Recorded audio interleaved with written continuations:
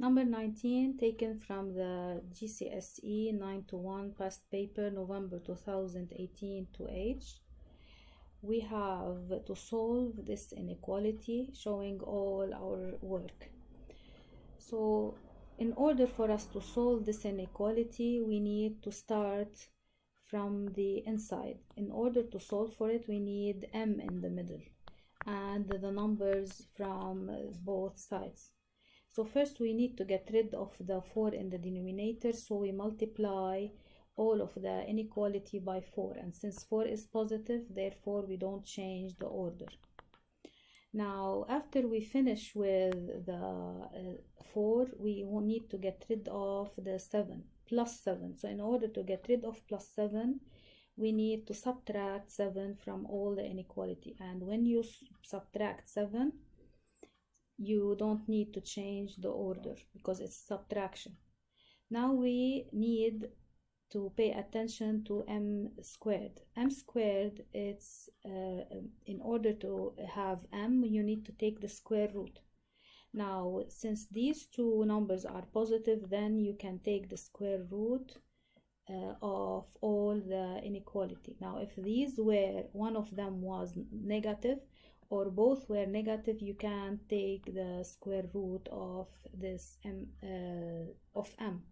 Therefore you have to pay attention that when m squared is between two numbers, therefore you have to have these two numbers as positives, because you cannot have an answer for m squared where it's will be a negative answer, because everything that you square, if it's a negative number, you square it, it's going to be positive, and if it is a positive number that you are squaring, it will be also positive. Therefore when you square root all of the inequality, the order stays the same, and you have to know that square root of 81 is 9, square root of m squared is m, and the square root of 1 to 1 is 11. Now in this case also, because you have m squared, these two numbers might be the square of negative numbers. Now in this case you have to be very careful, because when you are going to take the square root of 1 to 1, it might be a positive number or it might be a negative number. So this is why you first take the positive sides and then you take the negative side. And why is this confusing? Because when you square this answer, you're going to have 1 to 1. Since this is negative, you have to change the order. You square m squared and m, and then you change the order, and you have here 81. So you look at this inequality after squaring, it resembles this one. It resembles this one. And if you square this one, this answer, you're going to have 81, same order, and 1 to 1.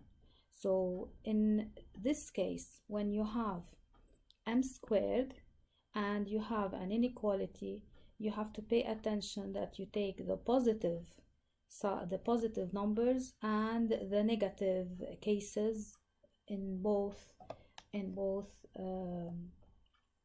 for the answer. So again, I'm going to repeat. Since we have here m squared, which is a variable, and it's between two positive numbers, when you square root it, you're going to have one positive answer and one negative answer, because when you square minus 4, you're going to get a positive answer, and when you square plus 4, you're going to have a positive answer.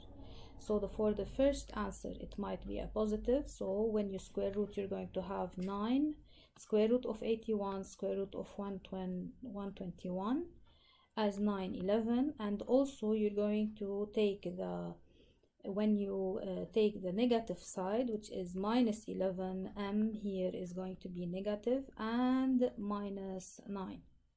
So the case here is that you have to pay attention for the two values of the inequalities.